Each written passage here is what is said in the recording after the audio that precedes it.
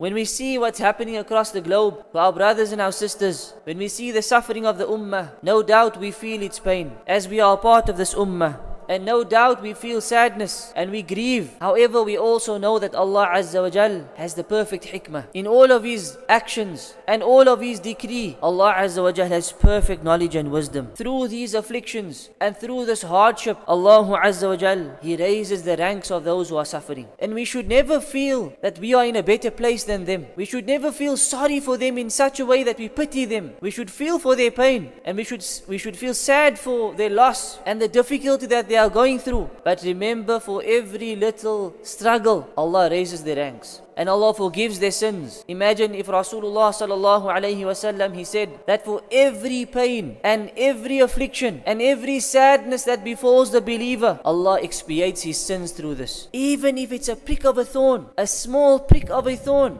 means our sins are forgiven. This is what Allah has promised for this ummah, out of His love and His mercy for this ummah. Imagine people, Allahu Akbar, they are losing limbs, losing their entire homes, losing their children. Imagine the suffering they're going through and how much Allah is expiating their sins, how much Allah is wiping their slate clean. And yet we are on the other end of the world, living in safety, living in luxury, living in all forms of pleasure and ease. Yet Allah is expiating their sins. What about our sins? Can we say for sure, yes, our sins forgiven by all of these things, by what we are experiencing? So Allah expiates sins. He raises their ranks. Perhaps had they not gone through what they are going through, they would not have reached the levels in paradise that Allah is now promising for them. Allah accepts from them shuhada, martyrs. We see people being pulled from rubble, but his finger is still pointing up. Wallahu a'lam, we ask Allah to accept their shahada. But Rasulullah sallallahu alayhi wasallam, he said, when the martyr is killed, he does not feel anything except a pinch of an insect. Can we expect the same for ourselves? When we see what these people are going through, never pity them, but we make dua for them. And we acknowledge that perhaps these are people, Allah has chosen them for a higher place. Allah has given them ranks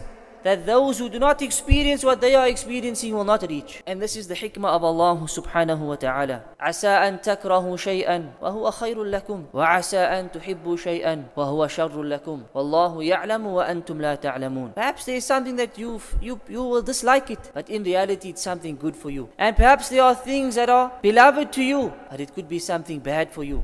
Wallahu ya'lam. Allah, He knows, whilst you do not know. So never doubt the hikmah of Allah. Never look at these images. Never look at what's happening and think, but where is Allah? Never think Allah is not aware of what's happening. And how can Allah allow this to happen? Ayyuhal mu'minun. Part of our belief is we believe in al-yawm al-akhir, that there's going to come a day where every person will stand in front of Allah, where no person can escape, where no oppressor will get away, except that every single haqq will be taken from him that he took from others. And every person who was oppressed will be rewarded in full. He will get his retribution. So our belief in the year after is more important, and it should make us realize that this world, it's not the real life. This is just temporary, it's just a test. So when we see suffering, when we see people going through difficulty, don't let this make your iman become doubtful. Don't let this make you doubt Allah and think, but wait, how can Allah allow this? Always know Allah knows best. And have true iman and yaqeen that when you see people being oppressed and you see people suffering, this is how Allah tests people. This is how Allah raises people.